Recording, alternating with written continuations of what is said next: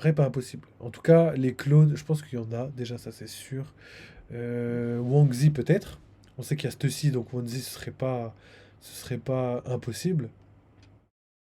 Même tous les autres, c'est pas impossible. Et d'ailleurs, ça me fait penser à la salle de glace qu'il y avait sur Punk Hazard. Il y a une salle où il y a énormément de personnes, genre des géants, des trucs et tout, qui sont conservés dans la glace à cet endroit-là. Et je me dis qu'il doit y avoir des révélations, des easter eggs, voire des foreshadowing, donc à voir. Donc on lance directement. S'il y a un truc à dire, je mettrai pause comme d'habitude et on va analyser tranquillement tout Egg ça ensemble. Donc là, je mets juste pause sur la musique. Et let's go les gars, c'est parti. est le premier arc de la saga finale de One Piece. Cet arc sans précédent a vu de nombreuses choses se passer, de nombreuses folies et des surprises qui ont choqué plus d'une personne, des événements très graves. Et pourtant, ça continue sur Egghead lui-même. Alors que le mal se dévoile, une jeune femme fait face, une supernova, la petite Bonnet. La fille de Kuma, mais est-elle vraiment ce qu'elle prétend être? A-t-elle vraiment des ascendants royaux? Que faisait-elle au labo de Vegapunk il y a tant d'années de cela? Quels sont les liens entre ces deux-là? Eh bien ça, on vous le révèle ici et maintenant les Nakama. Car Bonnet est la fille de Vegapunk, mais surtout une de ses créations. Et bienvenue sur Raft et les Nakama. Et oui, Egg, c'est un arc de folie. Il y a tellement d'informations qui sont données depuis le début d'Egghead que on se doit de faire des théories sur des théories. Je pense que vous l'avez remarqué, on n'a jamais fait autant de théories. Et ça va continuer parce que visiblement, déjà les derniers chapitres sont quand même assez fournis. Donc nous, ça nous fait très plaisir et on espère que pour vous aussi. On espère que le bruit va pas trop vous déranger parce que là, on enregistre souvent à l'arrache dans des trucs où c'est pas isolé évidemment. Donc vous entendez un coq derrière, vous entendez des gens parler à côté. Des voitures passer. Voilà. Oui, des portes fermées. Ah, voilà. Un moteur. Mais tout ça dans la joie et la bonne humeur et surtout sur fond de théorie qui sera génial. Alors on vous le dit tout de suite, ça va mêler Non. Kuma, Vegapunk, Bonnet, Comme on a Shinji dit, et place à la... comme on a dit, on a avant tout les théories, les analyses, le contenu plus important que le visuel ou le son. N'oubliez pas les gars, parce que c'est vrai qu'en ce moment là YouTube, trop le temps le paraître. C'est important, mais c'est pas le plus important. Allez, c'est parti. Bonnet. Bonnet est un personnage fort étonnant de One Piece. Restée un grand mystère durant des années, elle a été introduite à Sabaody comme la seule supernova féminine, avec une capacité à se goinfrer hors du commun et sans pareil. En tout cas, ça n'a pas du tout l'air d'être lié à son feu du démon, mais on vous expliquera tout ça dans la fin de la vidéo. Mais son pouvoir n'est même pas nommé sur place, même si on le sait très bien qu'elle manipule l'âge d'une personne. Peu de temps après, elle va se faire capturer par Barbe Noire, puis livrée à Akainu, ce qui donnera lieu à une évasion spectaculaire. Ouais, du coup, ils ont pas vu le SBS. Mais du coup, je pense que là, sur ce petit détail, ils auraient été d'accord avec moi, je pense. Pourquoi Oda n'a pas donné son nom du fruit du démon avant, au lieu de le donner dans un SBS? Il aurait très bien pu le donner dans une case, tu vois, juste quand la première fois qu'on avait vu Bonnie depuis très longtemps, comme je vous ai dit tout à l'heure à Egghead, quand on la voit tomber de la tempête, de la boule d'eau, là, de la goutte d'eau gigantesque, là, je sais même pas c'était quoi. Bah là, on aurait pu dire Bonnie, Jewelry Bonnie, alias la gloutonne, utilise le Toshi nommé. On a déjà vu ça plein de fois dans One Piece, donc pourquoi ne pas l'avoir fait et l'avoir dit dans un SBS? Je sais pas du tout. Je sais pas. Réussir à fuir de Marie-Joie. Elle va se jeter du château et traîner dans le Nouveau Monde jusqu'à ne plus pouvoir. Elle reviendra ensuite à Marie-Joie pour sauver ce qui n'est nul autre que son père. Le seul et unique Kuma, l'ancien roi, le tyran, l'esclave, le Shichibukai et le pantin. Et son seul rêve, c'est de sauver son âme qu'il a vendue. Mais alors pourquoi? Pourquoi Kuma aurait-il vendu son âme? Qui pourrait faire une telle chose et dans quelles conditions? Vous avez forcément la solution, c'est pour sa fille. Et oui, il y a une petite contradiction parce qu'au début de la vidéo, on disait que c'est la fille de Vegapunk, mais vous comprendrez plus tard, pour nous, c'est à la fois la fille de Vegapunk et la fille de Kuma. C'est beaucoup plus complexe que ce qu'on peut croire. Il faut Et du coup, ouais, je vois où ils veulent en venir dans leur théorie. Mais par contre, ça, on l'avait déjà dit sur la chaîne.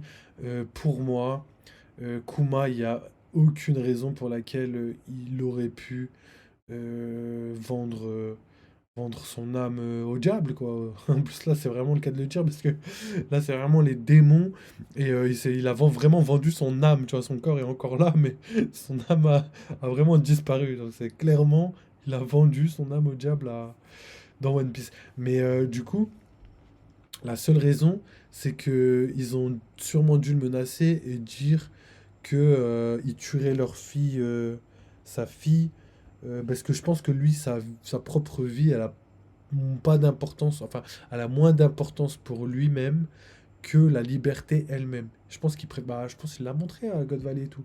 Il préfère mourir dans la liberté en libérant les gens, en sauvant des gens, que d'obéir et de donner son corps au gouvernement mondial, tout ça pour au final les aider, parce que c'est ce qui se passe. Et la seule raison, c'est Bonnie. La seule raison, vraiment. Il y a un autre personnage dans l'histoire. Ce n'est nul autre que la petite Ginny qui a été introduite il y a très peu de temps et qui a pas mal de similitudes avec Bonnie. Vegapunk.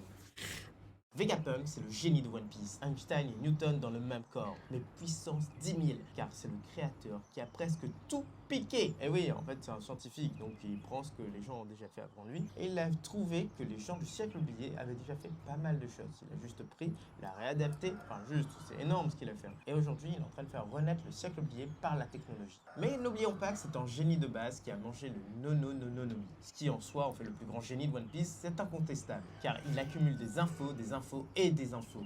Et parmi tout ça, il y avait des choses bien remarquables, dont la technologie de clonage. Oui, de clonage. Il y a des années, Vegapunk a fait une chose incroyable. Il a cloné une des membres des Rocks, la belle et voluptueuse Miss Bakin, qui a donné ceci, évidemment. Oui, évidemment, dans sa version jeune. Sinon, ce n'aurait pas d'intérêt pour lui, car nous on le pense. C'était il y a des années de cela. Et oui, Vegapunk avait cloné des membres des Rocks. Et pour nous, il ne s'était pas arrêté là, car il avait aussi cloné Barbe Blanche. Et oui, Webble pour nous est un clone raté de Barbe Blanche, mais qui a été fait à la demande de la première Stussy, de Miss Buckingham, car elle voulait un enfant de Barbe Blanche. Ça n'avait pas été possible à l'époque, même s'ils étaient ensemble, on ne peut pas savoir s'ils l'étaient ou s'ils ne l'étaient pas. Et Vegapunk a accepté de faire un clone de Barbe Blanche, avec l'ADN de celui-ci et l'ADN de Miss Bakin, ce qui a donné Webble. Ensuite, Ouais, désolé, je m'ai posé tout, mais ouais, leur théorie, elle me plaît. En fait, j'hésite entre deux théories. Celle qui vient de dire, comme quoi Webble, c'est le fils caché de Stussy et Barbe Blanche, mais plutôt le clone raté. Je sais pas si c'est vraiment raté.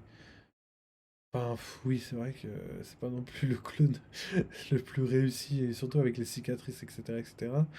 Euh, mais du coup, je trouve ça dommage que ce soit pas son vrai fils. Et j'aimerais bien que ce soit son vrai fils, parce que il dit, il est dit que Webble, c'est le fils autoproclamé de Barbe Blanche. Et quand on l'a vu la première fois, personne n'y croyait. Personne se disait, ouais. En plus, il attaquait les commandants de la flotte de Barbe Blanche, donc on n'était pas apte à l'aimer. Et au final, à force de regarder tout ça, on a commencé à un petit peu aimer les valeurs qu'il défendait, tu vois, le fait que pour lui, le plus important, c'était la famille, qu'il allait sur l'île de Barbe Blanche pour la protéger, que tout ce qu'il faisait, c'était parce qu'il aimait son père absolument, tu vois, et enfin vraiment passionnément. Et du coup, on a commencé petit à petit à l'aimer, même si physiquement, et c'était pas le fils de Barbe Blanche qu'on aimerait croire que c'est. Et du coup, moi, je trouve ça joli que Webble, ce soit son vrai fils, alors qu'au début, tout le monde disait que c'était pas son vrai fils. Et c'est dommage que j'ai pas théorisé là-dessus, parce que ça, la première fois que j'ai vu Webble, je me suis direct posé cette interrogation. Je me suis direct dit, mais c'est vrai, ça se trouve, c'est pas lui, mais... Enfin, j'ai pas envie que ce soit lui, mais c'est vraiment pas impossible que ce soit lui. Donc voilà, on va continuer un petit peu, on fera des analyses à la fin de il la a vidéo. amélioré ses techniques de clonage et il a commencé à se cloner lui-même. Puis il a cloné Kuma et il a cloné bien d'autres personnes dans son labo. N'oubliez pas que Chopper est tombé sur des morceaux en cours de développement. Et oui, le clonage est bien au cœur de cette vidéo, car Bonnet est un clone de Kuma revisité et un clone de Kuma et de Ginny. C'est la plus parfaite des créations de Vegapunk. Mais surtout, Alors, là, pour en revenir au clone, je sais pas si... je sais pas si Oda, ça lui plairait de faire des clones, des clones, des clones, des clones, tu vois. Ça lui plairait de faire des clones, mais là, faire des clones abusés comme ça, là, je sais pas du tout. D'ailleurs, ça me fait penser aux généraux zombies. Si Moria a réussi à avoir tous les généraux zombies de, des Rox, et qu'en plus de si elle faisait partie des Rox, et en plus il a réussi à avoir son ADN, je me dis que l'ADN est encore présent. Faire des clones des Rox, c'est encore possible. Enfin, encore, je sais pas, mais en tout cas, c'était possible et potentiellement, c'est encore possible. Ça expliquerait aussi pourquoi Wang Zi est mort dans, parce que c'est un généraux zombie, donc forcément il est mort. Et ça expliquerait pourquoi aussi il est sur la ruche, enfin il a été sur la ruche pendant l'incident de Rocky Port. Il y avait cette incohérence. Enfin, c'est pas une incohérence, c'est juste on n'avait pas d'explication, donc on a l'impression que c'est incohérent, tu vois. Et c'est que quand tout est expliqué qu'on comprend mieux. Mais du coup, c'était juste pour vous dire que qu'il y a des clones. Il y en a pas mal en plus. Mais est-ce que tous les gens qu'on pense c'est des clones? C'est vrai que Ginny, je pense que ça aurait pu être un clone. Mais déjà, j'aurais même pas dit que c'est un clone revisité entre Kuma et Ginny. J'aurais plus dit c'est le clone de Ginny, tu vois. Un peu comme ceci. Parce que c'est ça la base d'un clone. Pour l'instant, on sait que Vegapunk il est capable de faire des clones, mais on sait pas, parce que c'est pas la même. Manipuler l'ADN des gens, c'est pas pareil que de créer un clone. Créer un clone, c'est accessible par exemple pour nous, mais mélanger deux arbres d'ADN pour créer une personne à partir de ça, c'est pas la même technologie. Et je pense que même nous, aujourd'hui, je suis même pas sûr que ce soit possible réellement. Je sais pas si on peut assembler. On peut faire des in vitro, c'est-à-dire mélanger des cellules reproductrices pour faire par exemple, genre deux humains, avoir un enfant des deux humains, mais in vitro, c'est-à-dire pas dans le ventre, pas de manière naturelle. Mais par contre, mélanger deux ADN, par exemple, admettons, tu prends. Bon, c'est un peu bizarre, mais admettons, tu prends deux hommes, tu prends leur ADN, et tu veux, admettons, tu prends Ngannou par exemple, et tu prends Cédric Doumbé, tu veux faire une machine de guerre, tu prends les deux ADN, et tu les mélanges en un pour créer le boxeur parfait, tu vois. Et enfin, pas le boxeur, mais le combattant MMA, quoi, vous m'avez compris. Et du coup, je me dis que pour faire ça, faut y aller. Pour, pour créer un clone des deux, c'est possible. C'est vraiment possible, hein. C'est vraiment si c'était autorisé, si éthiquement c'était faisable, ce serait possible. Demain, on aurait pu avoir les deux. Après, il y a certains problèmes avec les clones, mais je rentre pas dans les détails, c'est pas important.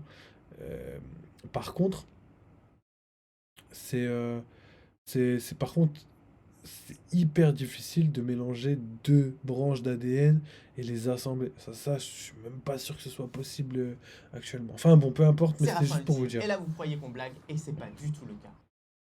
Après, on est dans One Piece, mais Il manque une pièce avant d'avoir l'histoire complète. Le premier cobaye pour nous, c'est je pense Kaido. Oda, c'est Tout ça. est En lié tout dans cas. One Piece, vous le savez très bien. Et ça, c'est le principe de base. Sans exagérer, rien n'est fait au hasard. Et le fait que Kaido semble être d'une espèce particulière et qu'il était le sujet d'étude, le cobaye de Vegapunk, eh bien ça, c'est pas rien. C'est à cause de son espèce, justement. Et oui, pour nous, il est de la même espèce que Kuma. Et quand il s'est échappé, eh bien il y a eu une pause dans les recherches, jusqu'au moment précis où Kuma fut rattrapé. Et là, le projet Pacifista, car oui, c'est déjà son nom, eh bien il a enfin pu continuer. Vegapunk avait enfin la personne qui allait lui permettre de finir ses expériences. Et voici la grande histoire de la naissance de Bonnet. Ça aussi, je suis obligé de revenir encore là-dessus. Mais il y a beaucoup trop de personnes qui.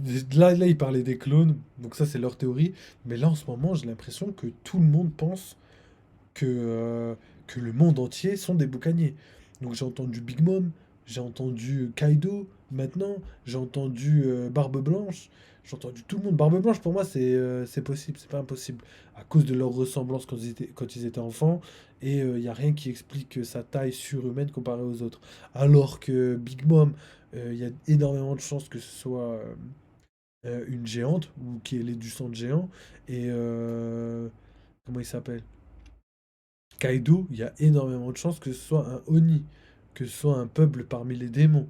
Et ça se trouve, Kaido, il descend d'un peuple, mais qui est plus un peuple du côté des Tenryubito. Tu vois, on sait que les Tenryubito, c'est des yokai, c'est des démons. Ça se peut qu'à l'époque du siècle oublié, il y avait des familles de démons, tu vois, comme ça, et que Kaido descend d'une de ces familles, tu vois. Après, on peut imaginer tout et n'importe quoi, tu vois. Mais pour moi, c'est... Là, j'aime pas le fait de tout le temps... on a des nouvelles informations et on va essayer d'appliquer ces informations à tout le monde dans le manga. Il y a des gens où c'est potentiellement possible, mais il y a aussi... Enfin, je sais pas, il y a plein de gens où on peut pas faire ça à tous les gens qui sont plus grands que la moyenne. Sinon, je dis Oden, c'est un boucanier. Sinon, je dis, je sais pas moi, Moria, c'est un boucanier. Je sais pas, moi, tous ceux que je trouve un peu plus grands que les autres, je veux dire, c'est des boucaniers. Ah, je pense pas. Déjà, il faut prendre une information en compte et la garder.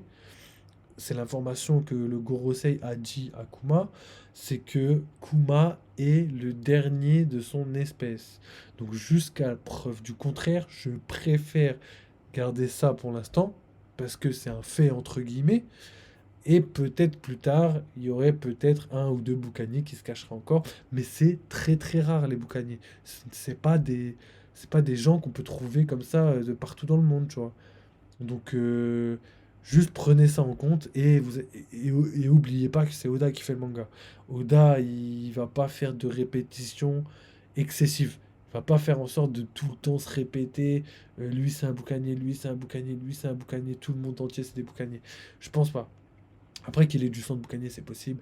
Mais bon, c'est des théories et gardons le côté. Après, je leur en veux pas à eux. C'est juste qu'en fait, j'entends trop souvent, là, en ce moment, parler de boucanier. On a appris une nouvelle race et on a l'impression que tout One Piece descend de cette race-là. Je pense que le boucanier, c'est plus lié à Luffy, potentiellement à Barbe Blanche, parce qu'il y a des ressemblances. Mais même ça, tu vois, j'y crois pas. Enfin, pas plus que ça, tu vois. Ça se peut que Barbe Blanche soit un humain normal, juste beaucoup plus grand que la moyenne, et ça me choquerait même pas, tu vois. Et, et pour les clones, pareil, je leur en veux pas particulièrement, hein, mais juste, j'ai pas envie que tout le monde soit des clones, quoi. Je veux bien qu'il y en ait quelques-uns, je veux bien qu'on essaie de cloner Xebec, tout ça, histoire de donner une fin différente à la Naruto, mais j'y crois pas du tout dans le sens où on connaît Oda, il va pas copier Naruto. Impossible, surtout pour la fin de son manga. Non, en plus, à la fin de son manga, il a depuis très longtemps, donc ça m'étonnerait. Mais on verra bien. Le clone. Kuma était l'esclave des dragons célestes. Il a été vendu par des membres de son propre peuple il y a des années de cela. Car il était d'une espèce différente, il avait été dénoncé au gouvernement mondial. C'était une espèce résistante et surtout perdue. Durant des années, il était leur esclave, tout comme la petite Ginny en parallèle. Les deux les ont servis de défouloir jusqu'à ce fameux jour sur God Valley. Il avait été lâché sur place. Les dragons célestes devaient les chasser. Durant 3 semaines, il devait survivre. Mais le jeu était bien une extermination. Alors les esclaves ont imaginé un plan machiavélique. Ils devaient voler les prix à gagner, le Nikyu Nikyu no Mi et le Uo Uo no Mi. Heureusement, de nombreux pirates sont arrivés sur place, ce qui a permis au plan de fonctionner. Et à la fin, Kuma a pu sauver plus de 500 esclaves, dont Ivankov. D'ailleurs, juste petit parallèle, parce que j'ai vu l'image de Momonosuke, le clone des fruits du démon, il est absolument pas pareil physiquement. Il est que pareil dans son pouvoir. C'est-à-dire que. C'est-à-dire qu'on sait pas en fait. On sait pas vraiment d'où viennent tous ces fruits du démon. Tu vois. Enfin, on sait pas pourquoi le clone n'est pas physiquement le même. Enfin, peu importe, ça n'a rien à voir, c'était juste Tous sont petite partis information. absorbés, où lui, il est devenu quelqu'un de très important sur les lieux. Il a été nommé roi, tout simplement car 500 des sujets avaient été sauvés par lui. Il a vécu avec la petite Ginny durant des années, jusqu'au jour où il est arrivé dans l'armée révolutionnaire. Et pour nous, il s'est passé quelque chose d'atroce à l'époque. Il est entré dans l'armée révolutionnaire en même temps que la petite Ginny. Et cette petite Ginny, elle est morte. D'une façon ou d'une autre. Elle était adulte à l'époque. Et Kuma n'a pas supporté l'ensemble. Il a été capturé à nouveau par le gouvernement. Et à partir de là, sa vie a à nouveau basculé. Kuma n'avait plus l'envie de vivre. Il avait perdu celle qu'il aimait, Ginny. Alors Vegapunk lui a proposé quelque chose. Il pouvait ramener Ginny à la vie. En tout cas, d'une façon très particulière. Il pouvait faire 2 choses. La première, c'était la cloner. À l'aide de son ADN et de celui de Kuma, il pouvait créer un être qui lui ressemblerait, exactement comme il avait fait avec Stussy. Et Kuma accepta, et il voulait que ce clone soit sa fille. Et la deuxième solution, c'est la plus innovante, car le corps de Ginny avait été gardé à l'époque, et son corps était réutilisé pour une chose très particulière, pour créer un nouveau Vegapunk, pour créer York. York. York est une experte en hacking et elle l'a montré, elle peut hacker le dôme, elle peut faire pas mal de choses. C'est exactement ce que la petite Ginny fait sur God Valley. En hackant tout le système, en donnant toutes les informations aux pirates, les deux ont d'énormes similitudes et les deux mangent énormément. Oui, York, Bonnie, Ginny, ce sont à peu près les mêmes personnes pour nous. La requête fut transmise au Gorosei et en échange de Kuma, de son corps, du fait que son âme soit totalement annihilée, ils acceptèrent le deal. Kuma a fait tout ça pour Bonnie, pour faire en sorte que Ginny reste en ce monde. Alors Vega se mit au travail et il créa une descendante de la lignée de Kuma, une descendante de la lignée de Ginny en utilisant leur ADN. Et tout ça explique pourquoi Saint Saturne refuse de faire du mal à Bonnie. Tout est dans le pacte qu'il a passé avec Kuma. Voilà pourquoi il voulait la laisser fuir. Voilà pourquoi il la traite si bien. Pourquoi Bonnie est protégée. Pourquoi elle était au labo de Vegapunk. Et surtout, ça justifie qu'elle est une enfant. Elle n'est pas née il y a si longtemps que ça. Bonnie a au maximum 10 ans, tout comme les pacifistas séraphins. La perfection. Bonnet est la création de Vegapunk, donc c'est un peu sa fille également. Et lui, qui aime la perfection, ne conçoit pas autre chose qu'elle. Et ce qu'il a fait, c'est qu'il a mis toute sa technologie de l'époque en elle. C'est une des séraphins, mais qui n'en a pas les signes extérieurs. Et oui, c'est la première de ce type de pacifista, mais qui l'a directement rendu libre. Tout d'abord, et pour lui permettre de s'échapper en toutes conditions, il lui a donné un fruit du démon. Un fruit capable de l'aider dans toutes les circonstances. Le fruit qui permet de rajeunir n'importe qui. Et les pouvoirs de Bonnet sont sans doute encore nombreux, mais elle ne le sait pas encore. Exactement comme Sanji qui a toujours été un Germa, mais qui n'a activé ses pouvoirs que dans des conditions bien spécifiques. Et là, ce sera la même chose. Vegapunk, son créateur, va mourir en lui léguant les connaissances sur son passé, et surtout en activant ses pouvoirs, ceux du seul Séraphin sans contrôle. Ça va lui permettre de fuir et de sauver énormément de personnes face à sa ceinture. Ce sont également des pouvoirs qui lui permettront de sauver son père, Bartholoméo Kuma. Et voilà les Nakamas, c'est déjà la fin de cette vidéo. On espère que ça vous a plu. C'était une grosse vidéo sur Bonnet, sur pas mal de choses. Elle concerne les chapitres qui viennent de sortir. Donc ouais, franchement, on a fait du beau travail. Au début, on n'a pas mis autant d'informations. Hier qu'on a fait la réaction live, parce qu'on recommence la réaction live, on a eu plus d'informations pour compléter cette théorie. Donc n'hésitez pas à nous dire ce que vous en pensez en commentaire, votre propre. Ok. Du coup. C'est pas mal. Je voulais revenir sur un truc vite fait. Euh, Ils ont dit que York était le clone de. Le clone de. Comment ça s'appelle? De York. Pardon, le clone de Bonnie. De Ginny, du coup. Et que Bonnie, Ginny et York, ce seraient entre guillemets les mêmes personnes. Pas impossible. La couleur du cheveu correspond, mais pas la taille. Quoique, peut-être, hein. Mais après, la mentalité correspond pas. Pourquoi elle aurait envie de devenir dragon céleste? Je sais pas. Ou peut-être que Ginny à l'époque voulait devenir dragon céleste, mais pas de la même manière. Je pense qu'elle voulait le devenir dans le sens où elle aimerait avoir une meilleure vie, mais qu'elle voulait pas de. Elle prenait pas en modèle les dragons célestes. Elle voulait juste être libre, tu vois, je pense que c'est ça. Et par contre, je privilégiais pas cette théorie de York. Euh, je trouve ça un peu. Je trouve ça possible, mais en même temps, je me dis, est-ce que. Est-ce qu'il y aurait pas une autre explication? York. Là, ouais, c'est vrai que déjà Bonnie, York, la taille correspond pas. Elles se ressemblent, c'est vrai. Mais il y a des taches de rousseur. Il y a. Ah, c'est vrai que si, hein, les taches de rousseur, Ginny, elle les a, hein. Je me dirais même que York, c'est peut-être l'enfant caché de Kuma et de Ginny. Et que Bonnie, c'est pas du tout leur enfant. Ce serait ouf, mais j'aimerais tellement pas.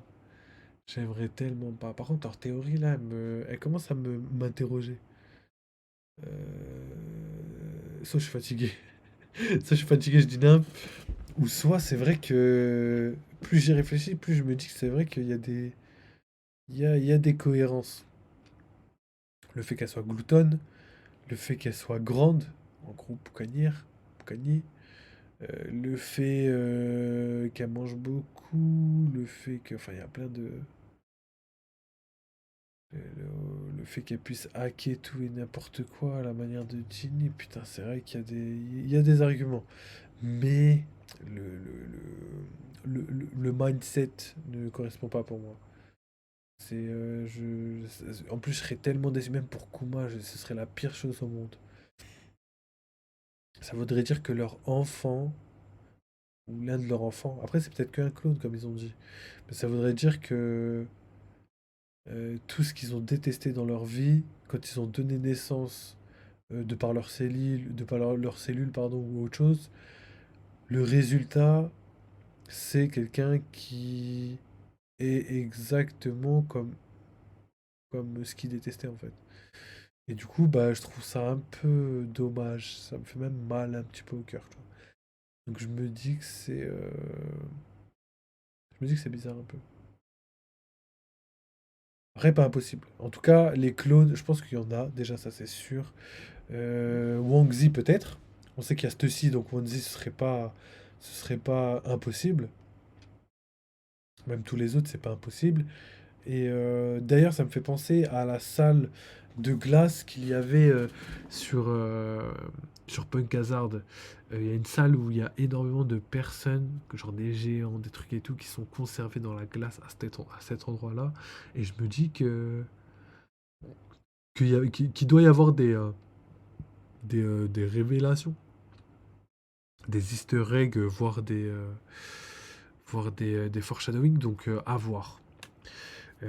Après, en vrai, je peux pas trop analyser ce qu'ils ont fait parce que voilà, c'est des théories et on n'a pas vraiment Après, c'est possible comme c'est impossible dans le sens où on peut malheureusement actuellement imaginer tout et n'importe quoi euh, parce qu'on n'a pas d'informations plus que ça. Tu vois, Genie, ça vient d'arriver dans le manga donc on a zéro information. Kuma, euh, tout ce, tout ce qu'on vient d'apprendre là en 2 chapitres, c'est plus que toutes les informations qu'on avait sur lui depuis l'histoire de l'existence de One Piece.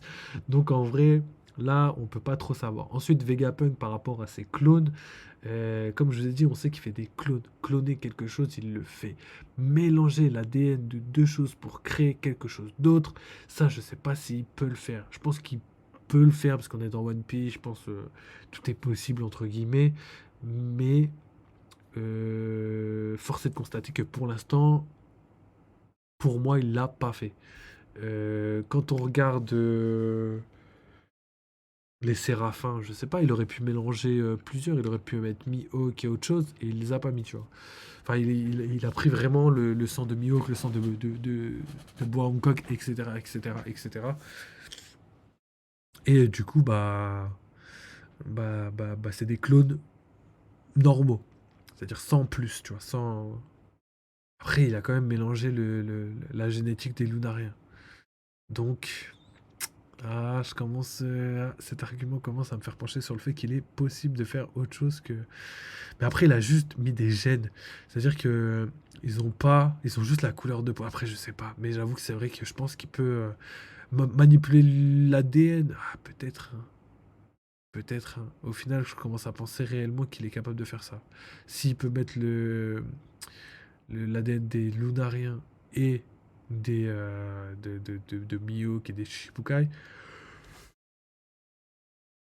je pense qu'il peut tout faire. Et je trouve ça cohérent d'un côté. Je commence à trouver ça cohérent. Donc en vrai, Ginny, tout ça là, à regarder. Là, je viens de changer d'avis en direct. Je trouve la théorie au final très très bien.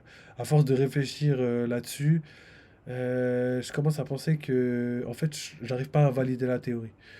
Et quand j'arrive pas à invalider une théorie, je commence à la croire jusqu'à preuve du contraire. Enfin, je commence à la privilégier. Donc, je vais essayer de relire un petit peu histoire de voir s'il y a des similitudes ou pas. Mais, euh, mais que York et que, comment ça s'appelle, Bonnie soient sœur et sœur, du coup, je pense que c'est pas impossible, mais je pense aussi que c'est possible, du coup. Enfin, je pense que c'est possible et en même temps, je me dis que c'est difficilement possible. Donc, à voir. Enfin, voilà, vous m'avez compris. Donc voilà, c'est tout pour la vidéo, analyse de la vidéo de Raftel Hill. Donc bonne vidéo au final, hein. Franchement, même très bonne vidéo au final, parce que je m'attendais pas à réfléchir autant sur quelque chose qui, à première vue, me semblait logique et irréalisable. Et plus j'y réfléchis, plus je me dis que c'est possible. Même si c'est pas vraiment la théorie que je vais privilégier, je commence à la rentrer comme théorie à prendre au sérieux. Donc voilà. Merci les gars d'avoir suivi le live. C'est tout pour aujourd'hui. Sur YouTube, il y aura la rediff très bientôt. Donc je vais sûrement poster la vidéo spoil demain. Ouais, je pense demain. Demain, vous aurez la vidéo spoil. Demain ou après-demain, on verra. Et par contre, il y aura aussi énormément de vidéos qui arrivent. Donc la vidéo du Mon Corvo, la vidéo de Goji, la vidéo de Raftelil, la vidéo du spoil demain. Et il y a aussi une vidéo qui arrive, c'est la vidéo analyse de Henrik 21. Donc vraiment tout le monde commence à sortir leurs vidéos, leurs théories. Donc je prie, je vais regarder vite fait. Je prie pour que Ryo Sensei nous fasse une vidéo parce on a l'avis de tout le monde sauf celui de Ryo Sensei. Et moi, j'ai besoin d'avoir l'avis de tout le monde pour avoir une vue d'ensemble. Et Ryo Sensei, vu qu'il n'est pas d'accord avec Goji et Mon Corvo sur tout, tu vois, ils sont d'accord sur certaines choses, mais sur certains trucs, ils sont pas d'accord. Et je trouve que c'est ce qui va donner du relief à comment réfléchir sur le manga et comment comprendre le manga. Donc, je pense que c'est bien d'avoir des avis différents pour avoir nous-mêmes un avis plus global de la situation. Faut pas avoir honte de regarder ce que les autres font pour se donner des informations. One Piece, c'est un manga colossal. L'auteur lui-même n'arrive pas à se souvenir de toutes les scènes de One Piece. Donc, il est logique qu'on s'entraide entre guillemets et qu'on analyse chacun des vidéos de toutes les personnes qui suivent pour pouvoir avoir énormément d'informations. Tout le monde a des bonnes théories, tout le monde a des mauvaises théories. Donc si on peut prendre le meilleur de tout le monde, on peut que s'améliorer. Donc voilà.